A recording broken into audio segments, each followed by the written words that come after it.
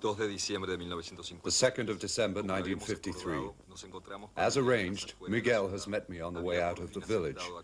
He has finally agreed to take me to the nameless ones. He doesn't want me to film.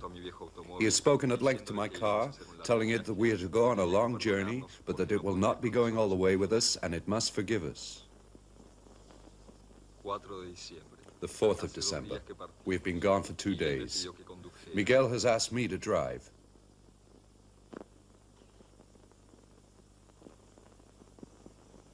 He has accepted the camera since my assuring him that this film would only be seen once one or the other of us was dead. Miguel says that he will never be quite dead. Miguel has told me that his father lives on the edge of the other world. He would not tell me any more. 5th of December. We arrive at the house of Miguel's father. He tells me that his father was born soon after the beginning of the world and he is tired. He is never surprised by Miguel's visits because he dreams them 2 or 3 days before. Twilight, walking in the desert.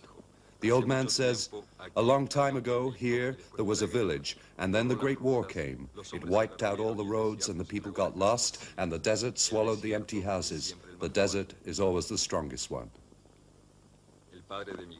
Miguel's father has told me that I am too delicate for the spirits of the desert, and I had better sleep in the car. I did just that. 6th of December. For more than an hour, Miguel's father has been consulting the desert. Around 10 a.m., the father has come over to talk to his son. He talks in a dialect that only Miguel can translate.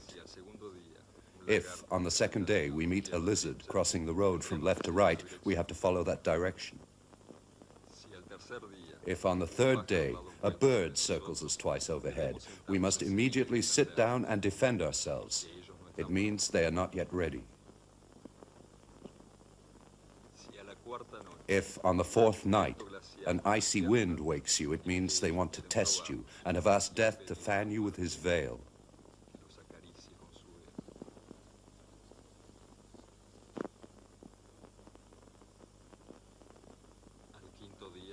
On the 5th day, they may show you something or nothing at all.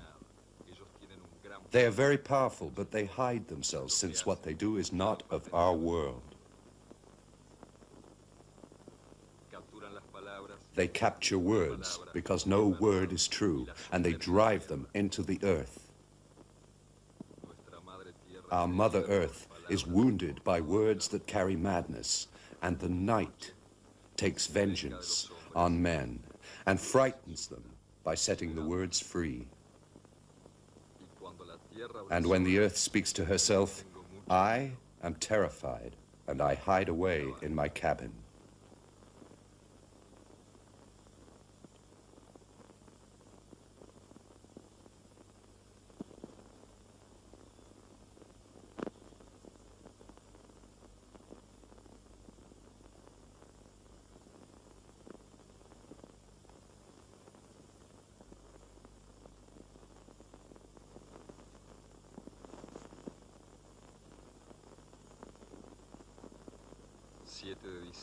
Seventh of December. Today we are entering the country where it rains stones. We must not speak all day.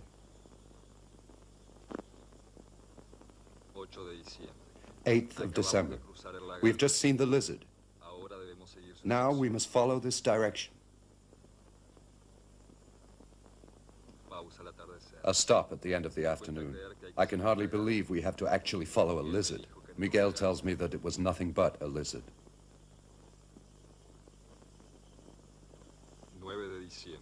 9th of December. Mid-morning, a bird overhead. Miguel is scared of me filming it. He thinks it is dangerous. We stayed in the position Miguel's father had shown us for more than 3 hours.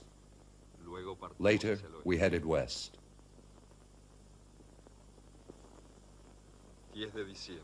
10th of December.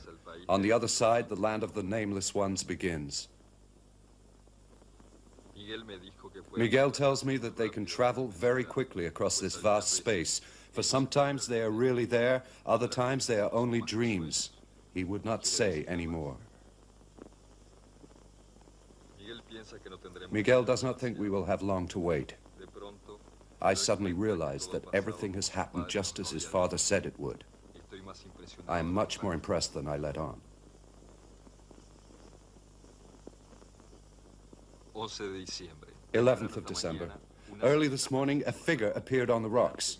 In front of my eyes, it headed for the rock face, only to reappear at the same instant 500 yards away. Miguel whispered to me that it moved with the dream. I didn't believe what I was filming.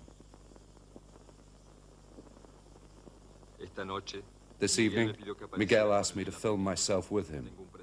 I have a premonition, but refuse to admit it.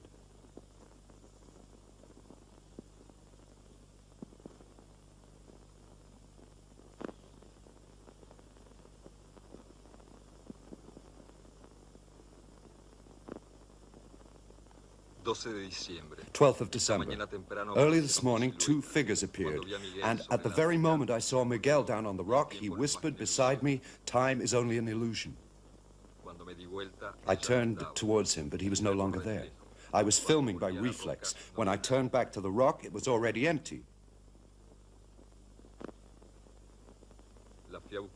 So I looked for them over where I had seen the figure the day before. I found them again on the rock. They gave me the impression of disappearing into the stone. And then I saw them again about 3 miles away. At the edge of the precipice, they were looking out at their future destination. I thought they were going to wave to me, but they disappeared again. I knew I would never see them again. Later on, I went to the rock where I'd seen them and left Miguel's bag there. If there were any tracks, they would have been on the sand of the plateau. But by the time I got there, the wind would have wiped them out. There was nothing but my film.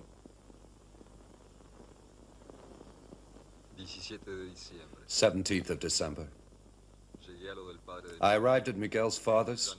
He was no longer there, and the desert was reclaiming the cabin. I tried not to show any surprise.